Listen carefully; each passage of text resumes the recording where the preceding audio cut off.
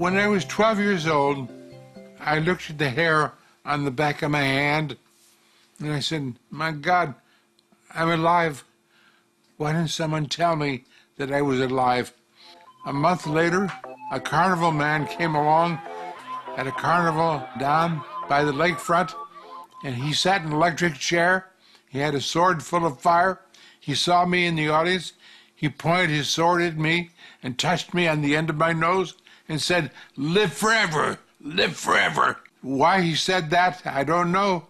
But I went down for a meeting with him the next day because I wanted to say, how can I live forever? And he took me in a tent to show me all the freaks, and I met inside the tent the illustrated man. Isn't that wonderful? I met the illustrated man when I was 12, and I realized he'd given me a gift of some sort.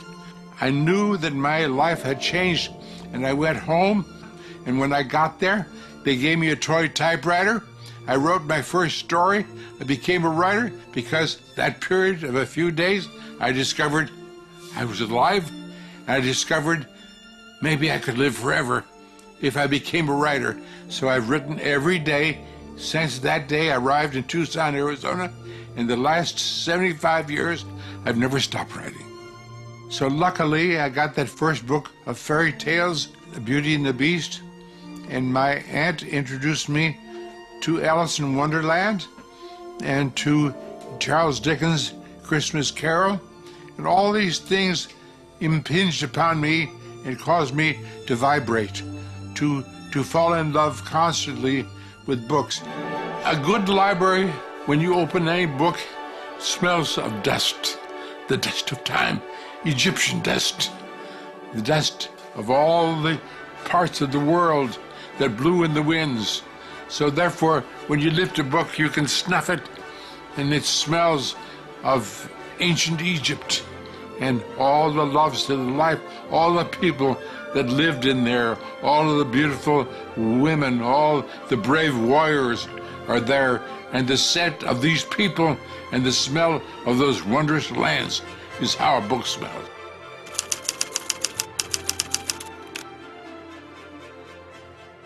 Well, we should learn from history about the destruction of books. When I was 15 years old, Hitler burned books in the streets of Berlin. And it terrified me because I was a librarian and he was touching my life. All those great plays, all that great poetry, all those wonderful essays, all those great philosophers. So it became very personal, didn't it? Then I found out about Russia burning the books behind the scenes. But they did it in such a way that people didn't know about it. They killed the authors behind the scenes. They burned the authors instead of the books. So I learned then how dangerous it all was, because if you didn't have books and the ability to read, you couldn't be part of any civilization. You couldn't be part of a democracy.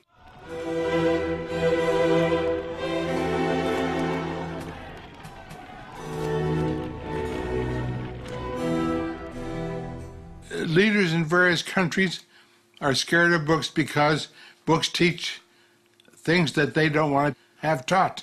Well, if you know how to read, you have a complete education about life, then you know how to vote within a democracy. But if you don't know how to read, you don't know how to decide. That's the great thing about our country, is we are a democracy of readers, and we should keep it that way.